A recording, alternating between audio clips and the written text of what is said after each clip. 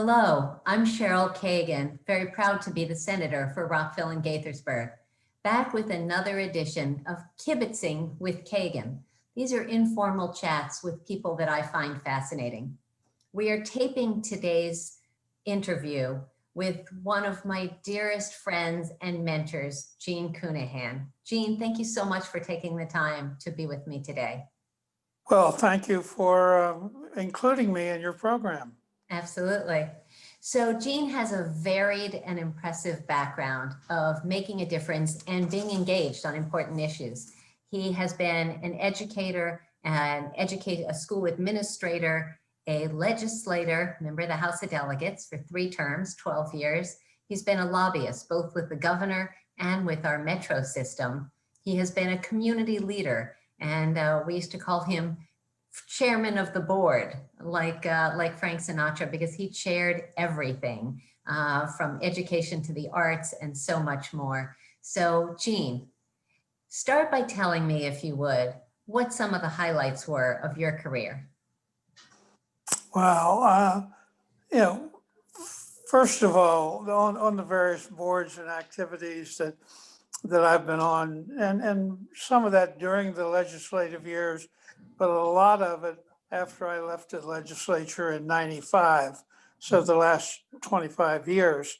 But I think, first of all, I learned so much from the people and the boards that I served with over the years that meant a lot. But I think the thing that I feel best about, and you never do anything alone, but being a founding father of the universities at Shady Grove and the enormous success that has been.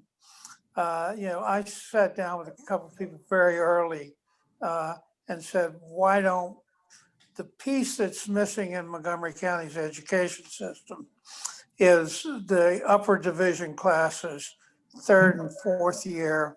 And we have an opportunity to do something at Shady Grove. Let's do it. And that's just become an enormous success. Agreed. And, that's been good for the county, good for the state, and certainly good for an awful lot of students. Agreed. So Gene, first off, you looped me into serving on that Chancellor's Board of Advisors, which I really appreciated. But you have the ability, and always have had the ability, to envision what could be and not just seeing what is, but being able to see the strength of our K through 12 public school system, and then the incredible influence of Montgomery College and the power that it has to educate folks.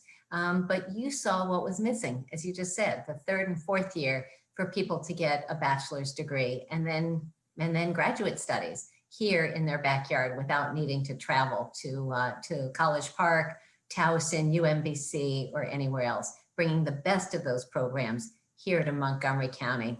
It's an incredible asset. So congratulations and thank you. Well, thank you. I think the fact that each of the colleges in the state system wanted to be part of Shady Grove and recognized that that was a good way for them to expand their programs, that's been helpful. Yeah. And the other thing, part of creating that was once we got a design, it occurred to me that, hey, the academics are going to be making all the decisions here unless we have some kind of advisory group. And that's thought is what ultimately gave birth to the Board of Advisors, which is made up of politicians, business people, as well as educators. So it's kind of a 3-legged stool that makes it work. I agreed. So let's go back to your legislative career. You represented it used to be Potomac and the Up County, Montgomery Village, and that area. Started in District 15, redistricting put you in District 39. Tell me what you are proudest of as your legislative career went on for 12 years. I think primarily in the legislature, as a member of the House, you're one of 141 people. And in Montgomery County, one of about 24 now, I think it is. 32, yeah, in the Or House. third, and but I think working with other people in the legislature, being able to reach out, whether it was to some of the rural areas of the state or to the minority party, to get progressive legislation passed. As vice chairman of the Ways and Means Committee, I was able to work on a lot of our fiscal bills that speak to the fiscal health of the state right now, including one of the things we talked about 25 years ago was something that resulted in the ballot question, right, that we had Yes, before us in this election, right. that we maintained back then, that we really need to do something about the way we're boxed in. I am so happy that that passed and passed overwhelmingly Yeah, yesterday on election day. So that's great news. Gene, you grew up in Western Maryland in Frostburg, right. and that is now a bright red area. Briefly give us a couple of issues. Why did you become a Democrat? You mentioned progressive. You also mentioned working across the aisle and collaborating with others. Why don't you tell us why you're a Democrat and why you are progressive? Well, first of all, my first election, my parents came down, and stayed with me for a couple days during that, including that election day. And the night of the election, my father and I went out and celebrated. We got home and he put his arm around me, and he had never been political. He was a factory worker, but he put his arm around me and said, "Gene, I'm really, really proud of you, but did you have to do it as a Democrat?" And I said, "What do you mean?" He says, "Well, your mom and I are lifelong Republicans." It's like, "Dad, you never told me." That's interesting. Yeah, you were a union leader, and why were you Republicans? Right. But anyway, I think more than anything, it's just being interested in people, in working with people, and recognizing that you need a coalition of people to get anything done. Yep. And I wasn't aware in Western Maryland that I was in such a big minority position, Right. but anyway. So support for working families would be one issue then. Anything else that made you choose the Democratic Party? Oh, well, I guess my first opportunity to vote was in the first Kennedy, in John F. Kennedy's election. 1960. And I was also a very big fan of Hubert Humphrey.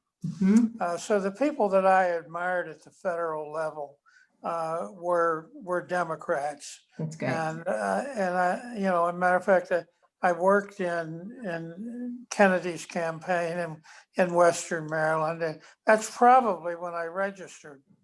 They had just lowered the voting age from 21 to 18. Great. So over the last couple of decades, you've had some health challenges, as we all experience. Tell us how you've been able to overcome those and continue to do everything you do. Oh, I don't know if there's any secret to that. You just get out of bed in the morning and do things. I've had a lot of opportunities. I feel incredibly privileged. But as you know, matter of fact, right now is the 10th anniversary of the infection that I had, that I refer to as the episode that resulted in an amputation. And it took me a while to recover from that. But during that 10-year period, since I lost my foot and had some serious other health-related issues to that, I've been able to travel around the world. I've been to Australia, New Zealand, I went to Kenya on a mission to a school for unwed mothers. You know, I took 2 years ago with a friend, I put together a car trip where we went to the national parks in the West. And it was a 30-day trip and about 8,000 miles. And it was just a great experience. But Great. so I've been, and then down here, meaning on the Eastern Shore where I'm presently living, Democrats are in a minority. And I got involved in the Maryland, the Democratic Party in Tulsa, in Talbot County. And I'm a member of the Central Committee there. And matter of fact, was elected a delegate to the National Convention this year. If there had been one. That's right. So let me pivot. One of the reasons I wanted to talk to you was because you have been one of my dearest, most wise mentors in my life as I was starting my career, not just my political career, but my career. We met when I was in college, and soon after I graduated from college, and I was in your kitchen cabinet, and then years later ran for office and was elected myself. Talk to me about how you mentor, what you think the most important aspects are, how you decide who you want to take under your wing. Just talk about that for a minute, if you would. Well, I don't know, but I mean, you might think of it as being a process parallel to hiring an assistant, in that you have to make good choice to begin with. So you want, you know, if you're going to be a mentor, I think, you know, you want to mentor somebody who's going to go out and do good work, who has the skills and the energy and the interest to get involved. And I think that, you know, when you're out and about, you observe people and what makes them tick. And I think that you know, there are an awful lot of young people that are awfully talented that live in the state of Maryland. And it's not been difficult to find people. I've also discovered, once I got more involved, that, you know, there are an awful lot of, there's a major imbalance between the genders in terms of political leadership. And I'm so glad to see that shifting significantly.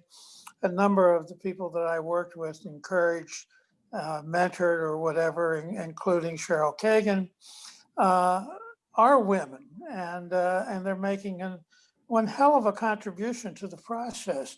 You become aware of that even looking at the national US Senate races and how many of them this year were contested, and one of the two, if not both of them, the candidates were women. Right. And I think that we're not finished yet, but there have been significant progress in that area, right up to the vice presidency. Well, Gene, you have, way before it was something that people talked about or thought about, you've always been focused on reaching out and supporting women and people of color and encouraging them and offering advice and insight and support. And so it's been incredibly valuable to me personally, but I have seen how you have looked out for others as well. And on behalf of all of us, I really want to thank you for that, really. Well, I think I've gotten probably more help than I've given, and appreciate that. So we're going to pivot now to what I call my fast five. I'm going to ask you 5 quick questions. So brief answers. So question 1, who mentored you and what did she or he teach you? That's I think Charlie Gilchrist was one. Our first Former Montgomery county County executive. Matter of fact, the first Montgomery County executive. I got involved with his campaign fairly early on, and I found him to be when I got to the legislature, became a real mentor of mine in terms of my involvement. He had been a senator from Yep. the Rockville. He held the seat that you were in. There you Matter go. of fact, it was the state senator. Mhm. But Charlie would be one. And interesting, I would also count Sid Kramer in the same, Nice. although I didn't get involved with Sid until after I got to Annapolis. But when I got to Annapolis and looked around and said, hey, who here would I like to be somewhat like? Not necessarily in positions, but in how you go about doing the job. Yep. That's And great. And both of the, Sid was always, such a model of decorum, straight shooting, yeah, does his homework. Yeah, they're just, it's interesting that there aren't that many people that have scruples, have mhm, intelligence, and have good work habits. nice. And So those both, three things, huh? mhm. No, go ahead. But those three things, when Nice, you find them all together, that's a good thing. right. So, and both Charlie Gilchrist and Sid Kramer served in both the legislative branch and then the executive branch, and both were Yeah. county executives. So, And the third one I would just quickly mention would be Mike Barnes, our nice. former congressman. Yes, And of course, before I ever got elected, I was working for Mike Barnes's election. yes. So, all right. So now I have to ask, since I gave you a shout out on diversity and inclusion, you picked three white guys. Woman or person of color has mentored or inspired you or supported you? Uh, Well, coming back again to county executives, Ike Leggett, I got elected one term before he got elected to council. And Mhm, I was able to work with him mhm. to help him get on the council. Nice. And I don't think he would necessarily call me a mentor, but I was the only elected official in the upper part of the county. Yes. And I took him around Nice. in the Nice. upper county. But I Perfect. would definitely say Ike would be Good. that. And then I mentioned earlier, whether it's somebody like you, for instance, as a woman and as a politician, but and again, you came with gobs of experience and smarts and energy and scruples. Thank you. All All right. So I don't things want that this to I. be about me. You're kind, and it's one many reasons I adore you. But let's pivot back to you. Tell me, Okay. question number two, three adjectives that you would hope that someone would use to describe you. Uh, Honest, hardworking, and gee, I'd like to say smart. I think smart totally works. Yeah, Yeah, yeah, good. okay. If you had a magic wand and could change any law in Maryland, what would it be? Oh, wow. There's a lot of possibilities. I have more recently than not come to the conclusion that the electoral college is a problem that we need to deal with. And Mm-hmm. I've even thought about some ways of doing that, whether like the electoral college starts with the congressman from a state Mm-hmm. and perhaps one additional vote instead of two for the two senators. Hmm. Uh, that would help level the playing field a little bit in that area. Hmm. In terms of local legislation, most of my thoughts go to funding public education, including, I would definitely fully fund community college education. Hmm. That is the first 2 years of college for anybody that wants to go there. And I would hope that ultimately we would get to full funding for 4-year public universities. Wow. Okay. All right. So a lot of my interviews, I have asked, what is one thing you missed the most during COVID? But I'm going to flip that around because I think as we're waiting on election results and stuff as we tape this, I think I want something more optimistic. So tell me some wonderful discovery, some new habit, new pattern, new item in your life that has brought you joy during the COVID pandemic. Well, I guess, I've been doing a lot more reading during this past 8 months or whatever number of months it Yeah. is. Feels like a million. Yeah, and just have really enjoyed being able to do that. That's great. And yeah, Good. I haven't been out much. I will confess to having a fair amount of cabin fever. Yeah. But not only am I not going out, but people aren't coming in either. I know. I miss you. Yeah, well, and I miss you.